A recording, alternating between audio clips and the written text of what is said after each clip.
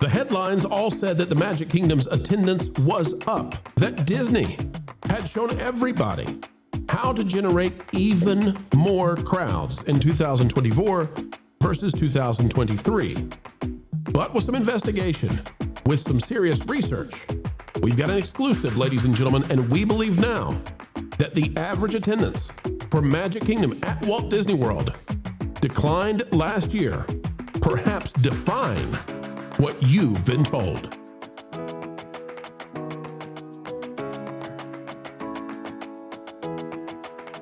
Hello and welcome back, ladies and gentlemen, boys and girls. It's time for an exclusive, another video of excellence. And yes, ladies and gentlemen, we are here to deliver the truth up on a platter of chatter. And yes, the truth is with a capital T. Folks, as we dive in, click the like button, drop a comment down below and let us know, do you have any shock at the idea that there's a shocking revelation? Average attendance likely dropped for Disney World, and is it continuing into 2025? Folks, we dive in right now.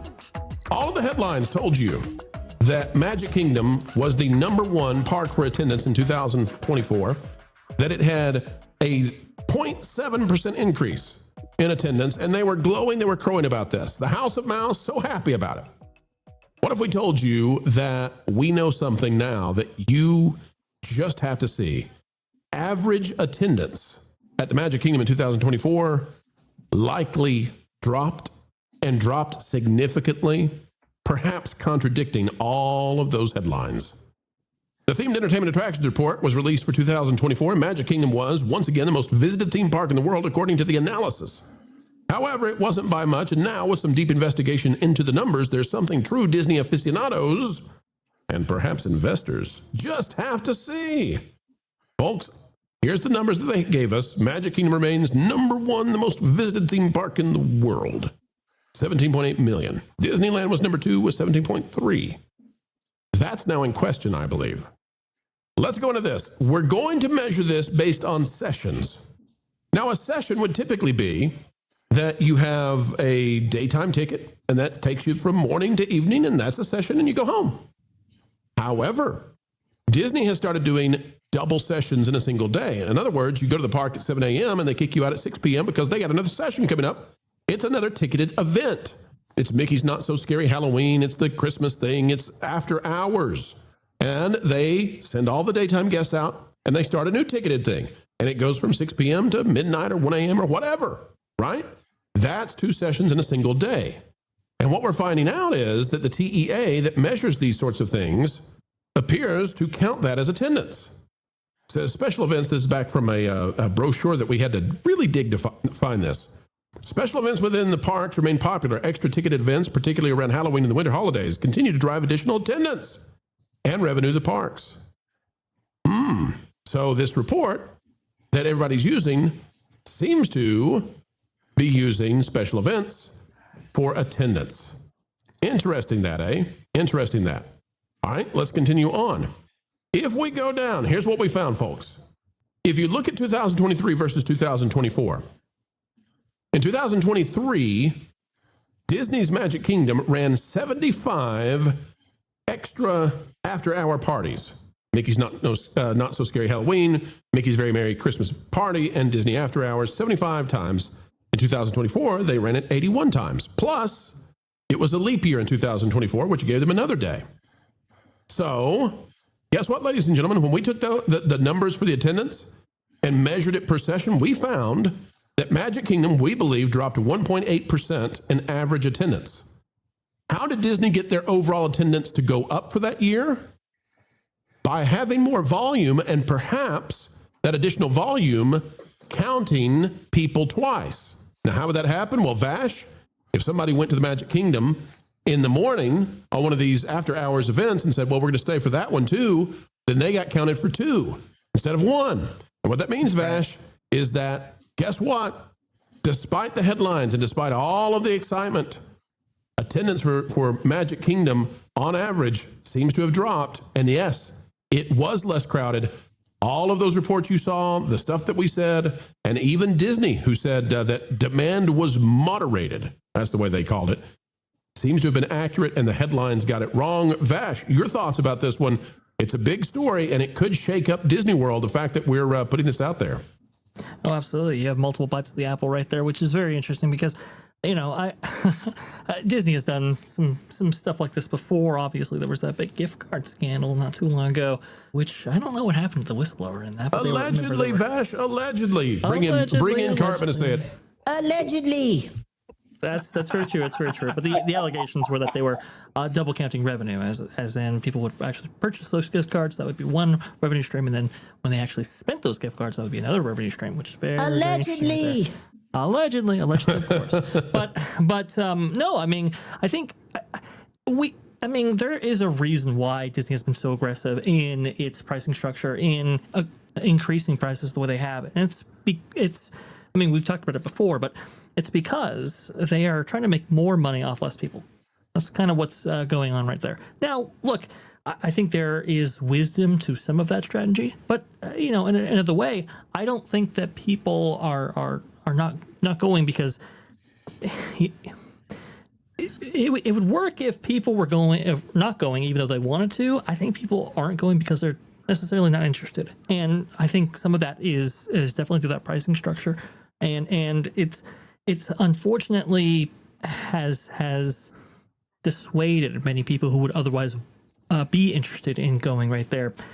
And we've seen to some discounts in order to apply to this price elasticity, in order to have people come in for various seasons and so forth. Again, we've seen the propagation of these after-hour parties, right? In multiple different forms and multiple different parks and so forth. And we've seen those schedules expand. We've seen them get more aggressive, like with Halloween, for example. I think that starts in like August for Mickey's Not So Scary Halloween Party, which is pretty crazy right there. And then now we have the Jollywood Nights there, which 2023 was a disaster. 2024 I heard was a little bit better, but still not great. So we've just seen some attempts by the Walt Disney Company in order to keep those per caps high from less, and so it doesn't necessarily surprise me that we'd be double counting if as it were, in order to keep them in the top 10 right there as far as these Themed Entertainment Association numbers provided by ACOM. Now, we're not claiming anything devious. We're not claiming anything underhanded. We're claiming a PR play that Disney and the themed entertainment industry is doing that generated a lot of positive buzz for Disney. But if you do an apples to apples comparison, Kevin, if you say, if we give 2023 and 2024 the same number of days, like the same number of sessions, the same number of times the turnstiles were open, then it's almost, it seems a sure thing to me that 2024 actually dropped apples to apples. Kevin, one thing I don't understand though is, this works for Disney. I'm not trying to be a jerk, and I'm not trying to throw them under the bus. Mm-hmm. This worked out pretty well. They like it, and investors should probably like it. Why is Universal not doing the same thing with Epic Universe, Kevin? Why is Epic Universe not every single day running, from let's say 7 a.m. until 7 p.m. or 8 p.m. and then do an evening ticket, almost every day where it's open from 8 p.m. until 2 a.m. and do the same things Disney is doing, but by golly, do it every day, because that park has crowds and lines like you can't believe. Why would they not do that? They don't have to. Disney's coming at this from a place of weakness. They have to scrape something that resembles positive news wherever they can find it. Epic Universe, to quote Men in Black, is the new hotness. It's got all the energy. It's got the perceived value. There's urgency to go to it, and Disney has kind of squandered its generational capture. It's diluted anything that resembles enthusiasm. It's kind of old. It's kind of stale, and they're taking away things that you love. So, I don't want to say that, creative accounting isn't necessarily underhanded, but it's this is more about Disney doing what they have to do to generate some good news for their shareholders, whereas Epic Universe, it just has to exist and not be Disney right now. Yeah, that's a great point. And let's always remember that attendance is not revenue. Right. It never is. And it never is because of annual passes. Mm-hmm. If I have an annual pass and I attend 6 or 7 times a year, all but one of those is free, quote unquote, or, averaged out or whatever. But so, I mean, it's apples, orange, and tangerines when you do all these statistical studies. And I'm not sure how valid it is one way or the other. I would like to see. Oh, sorry, I didn't mean to cut you off. No, go ahead, Kevin.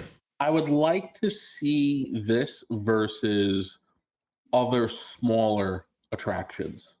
Like, let's say, for me in Orlando, how is Ripley's doing? How is Wonderworks doing? Versus Disney. Yes, it's a radically different size, in scope, but statistically, you could break it down. And I'm just curious to see how everybody else is doing. In terms of the amount of foot traffic, how much revenue that foot traffic is generating. Because again, there's activity. Clearly, people want to be out there. Clearly, Orlando is a destination, but it doesn't seem to be going Disney's way. At least in the traditional way we evaluate Disney's success. Especially now compared to Epic Universe. I would just be curious to see how everybody else is doing. Well, one of the things we're paying so close attention to is the narrative, right, Kevin? So we're paying what Disney wants us to believe, and maybe what these industry analysts want us to believe, is that Disney raised the prices significantly, and yet attendance still went up, right? So that's a win-win on both sides of that. Lou's exactly right. It's all about revenue. But Lauren, that doesn't appear to be true. It appears that on a per day or per session basis, that attendance did drop, and it dropped significantly. And that's an entirely different story. That if Disney raised prices, that crowds went down, that's a totally different narrative. And that's what we're paying close attention to, is how is this being talked about all across the blogs, vlogs, and pixie dusters and cupcakers and all that. And all the other ancillary revenue is based on having bodies there. Mm-hmm. You can't sell drinks, and you can't sell snacks, and you can't sell stuffed Grogu's if there's nobody there. I don't recommend a stuffed Grogu. They're not tasty at all. Oh, I don't know. The one with andouille sausage is pretty good. Well, that makes everything better. Lauren, your thoughts on the narrative here? What do you think about the idea that there's a narrative at play, and Disney executives are very keen to look good when it comes to that narrative, even if it's not necessarily aligned fully with the reality we see on the ground? Well, I'm a little puzzled, I guess, because I get that if you're charging for 2 different sessions, then you're essentially making more revenue, even if the numbers are down. I could see you spinning it 2 ways. You could actually spin the attendance being down as a positive if you were trying to tell people, look, you're not going to be dealing with big giant crowds, and you can get on your attractions more quickly. Yep. But instead, they're pumping the numbers on the wait times, trying to make it look like it's busier, probably hoping that means they're sending the message that people are excited about this and you want to be part of it. But if that's not working, if it's not bringing in the crowds, change your message. It just seems to me that this is the wrong way to be selling the message. Right. And then at the same time, they tell us, oh, well, we don't want bigger crowds. We want what Lauren's talking about. We want a better experience with lower crowds. But we're building more space in Magic Kingdom to increase capacity. It's like, guys, pick one. They're muddling their message. And it seems to me that all they're broadcasting with this is fear of being seen as lesser than Epic Universe. Mm-hmm. They should be looking at it less like we're lesser and more like we're different. They're a different experience. And I think that's what Bob was originally trying to do when he said that he wasn't worried about Epic, and that he thought that having an additional attraction in the market would actually bring more people to Disney. But this signals to me that they're more worried about it than they want to let on. Yeah. Vash, why in the world, to go back to this one more time, why is Epic not doing a nighttime pass? They're not doing an annual thing anytime soon. Why are they not doing a nighttime pass? Run this. Listen, there's 24 hours in a day. Maintenance can't be every day. I get staffing, but staff up. Do whatever it takes, because you got like 12 attractions and you got tons of people who want to do those 12 attractions. You need 20 or more attractions for a park like this until you can build up to it. Run this thing with multiple sessions a day. I I've heard that complaint for a while that Epic Universe, the hours just aren't simply long enough. But they've been having problems running at full staff even now within the hours that they provide. We've seen lines go for 1, 2, maybe even 3 hours long. Some of that is a shortage of staff or a shortage of overall resources actually provided by this park. And it's some things Comcast can overcome and some things Comcast necessarily can't, at least not easily. I have heard in the future that they do actually want to utilize this kind of system that we heard about when this park was just before it opened, that you could have maybe like a city walk type of experience in which after 6 you could restrict the actual portals themselves with attractions and so forth to people who actually paid for a day ticket, and you could have people come in basically for free. Vash, let me pause you right there. Let me pause you just simply because of what's on the screen. I don't want to miss this. Vash, this area, this is made to be presented at night. And Epic is closed, and we got an Epcot problem here. This is made for evening viewing. Give us evening tickets that go late into the night, pull a 90s Magic Kingdom and leave the sucker open till 2 a.m. Right, and that's been the big complaint. That's kind of the initial portal right there, the central the central land right there. Having that be a Celestial Park, having that be available to everybody after a certain point, that is on the table. I've also heard that they're trying to get a fireworks package in order to allow for later hours as well. That's also something that's keeping them from opening late. And the other thing too is private parties. The portals were designed to have private parties, corporate events, or after hours parties and so forth. They want to activate those as well, but I think they're just trying to get through this kind of first initial seasons with something that they can manage and not necessarily roll it out all at once. Chances if they do that, they can literally take on Magic Kingdom. Kevin, what do you think? Oh, I think you're 100% correct. I think the simplest answer is probably the best answer. It's that right now they're just not prepared to do so. This is this is kind of, we got to think of this like a very advanced but live beta test here. They're trying to figure out what they don't know, and how to overcome it when it pops up. So I think patience is the best pathway to success for them. Again, they have the luxury of not being Disney, so they don't have to rush.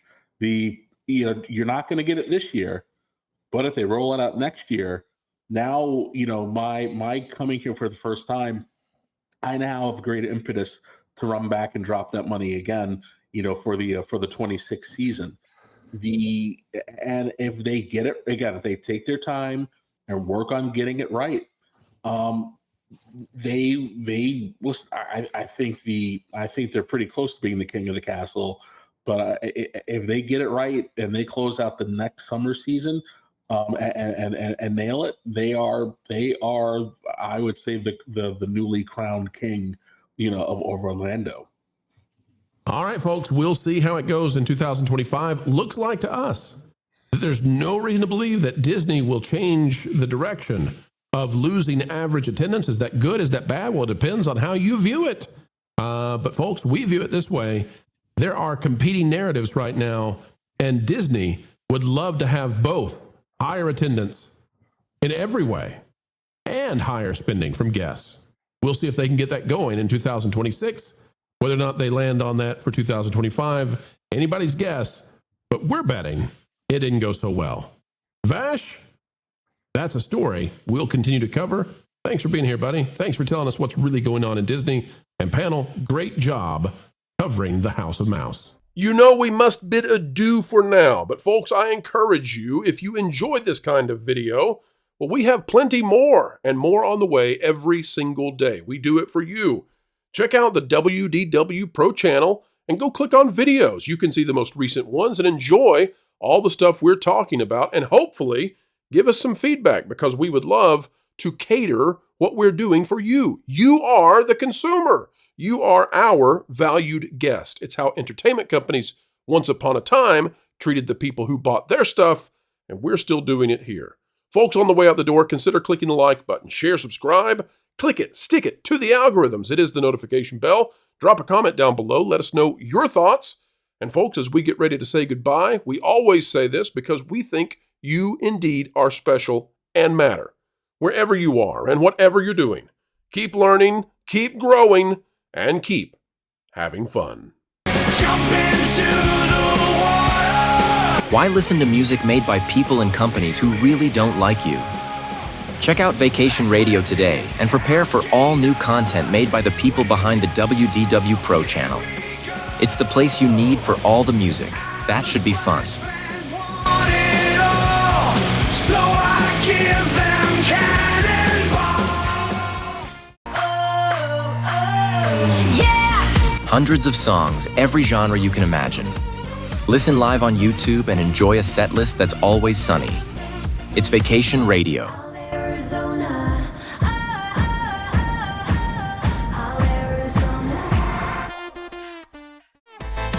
Pineapple pizza, Hawaiian ice freeze, yeah. Can't wait to be up. 3 days of you and me. What are you waiting for? Every WDW Pro video has a link to Vacation Radio in the video description. Try it out and subscribe today.